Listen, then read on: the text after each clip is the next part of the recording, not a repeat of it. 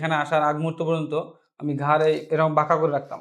আপনি অনেকজন সার্জনকে দেখেছেন। হ্যাঁ, ৪-৫ জনকে দেখি। সবাই বলেছে অপারেশন করতে হবে। তো উনি নিজের মুখেই বলবেন যে উনার কি সমস্যা, উনি কি করেছেন, কিভাবে ইনজুরি হয়েছে, এখন কেমন আছেন? চলুন উনার মুখ থেকেই আমরা শুনে নেই। তো আমি ১ম এ বিকেলবেলা ভলিবল খেলেছি।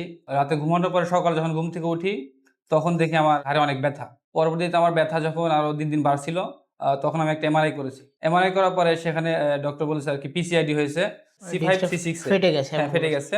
যে নার্ভে চাপ দিছে যার কারণে আপনার হচ্ছে ঘাড়ে ব্যথা এবং ডান হাতেও প্রচুর আপনার ব্যথা। হাতের কতদূর পর্যন্ত ব্যথা আসতো আমার বা কি? ১ম এ এই হাতে এখানে ঝিনঝিন করত।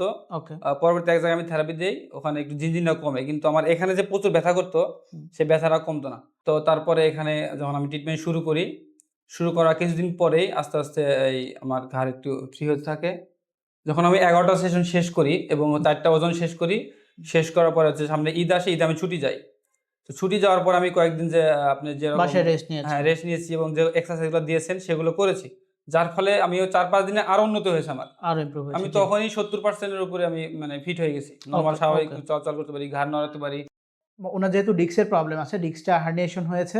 তো আমরা আমাদের মেইন স্ট্রিম যে ট্রিটমেন্টটি ছিল সেটি হচ্ছে ওজন থেরাপি, পাশাপাশি pulse electromagnetic field therapy, advance medical acupuncture therapy, তারপরে এক্সারসাইজ প্রোগ্রাম, কিছু স্পেসিফিক এক্সারসাইজ প্রোগ্রাম, এগুলো treatment procedure combination of treatment ছিল।